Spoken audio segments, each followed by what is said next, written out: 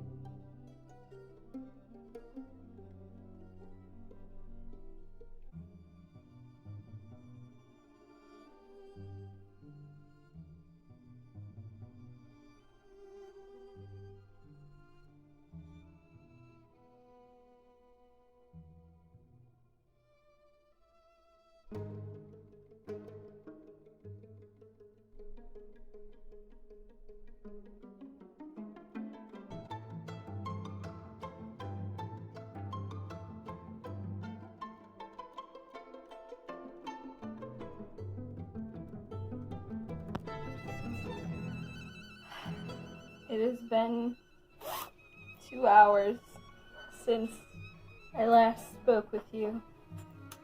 I had anatomy lab. I got the one half of the bust basted in before I did so, and I showed you that. I'm going to do the other side now. I'm just gonna time lapse it. That's like gonna be like 10 minutes of work. I'm a very slow hand stitcher. Just a heads up. It's happening.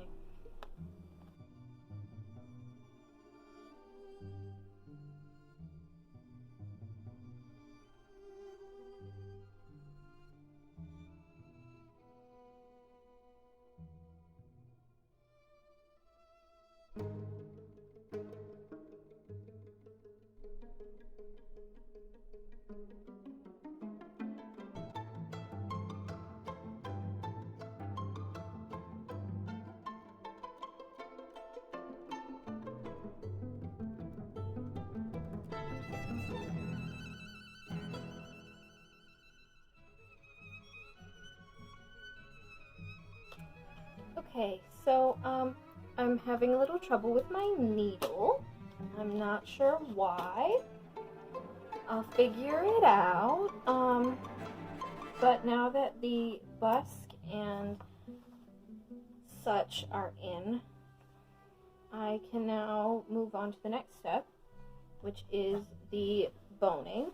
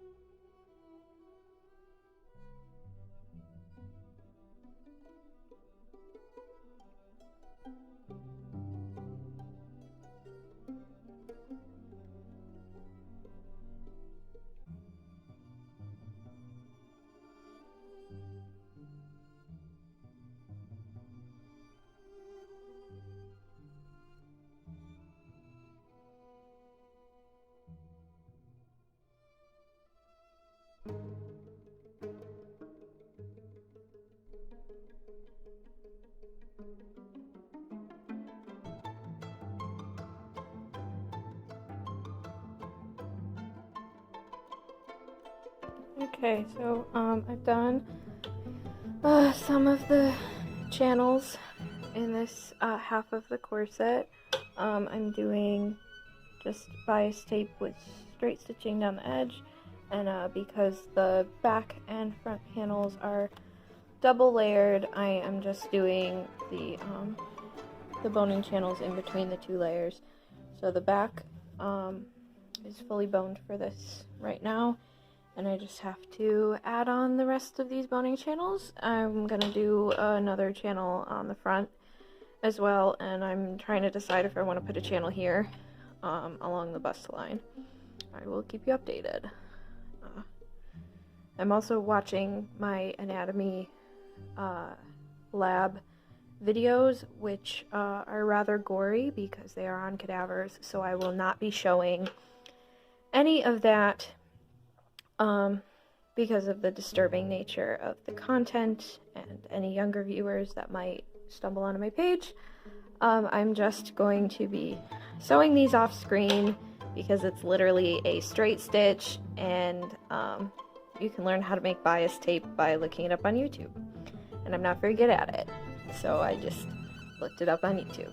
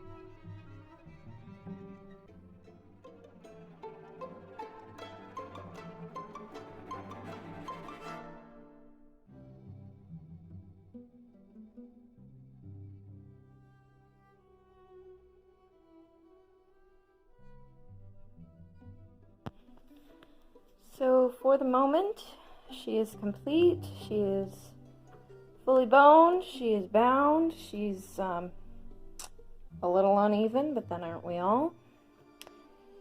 So literally the only thing left is to put in the grommets. She holds her shape pretty well.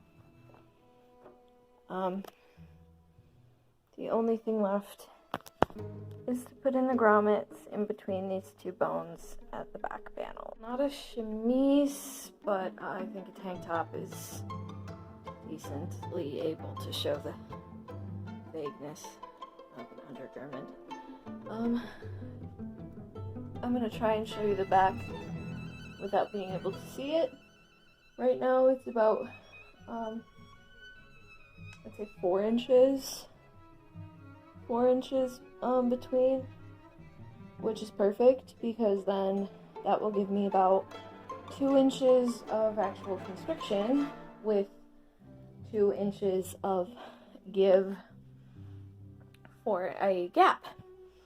And it will always also, the top part is actually looser than the rest of it because I didn't want to constrict my bust or my breathing too much. So ultimately, like any corset, this will lift my bust out of where it's supposed to be when it's done. It'll lift it up a little bit, and then the waist will constrict about 2 inches, which isn't much. It's about that much constriction, which I can do myself if I suck in, you know, hold myself really tight, but it's a lot easier to do when there's a garment there making you do it. The hip is my actual hip measurement plus 2 inches for gap. The bust, or minus 2 inches for gap, I guess. The bust is the same, my natural measurement plus or minus 2 inches for gap. My waist is the natural waist measurement minus 4 inches. So, that's all I have to do today.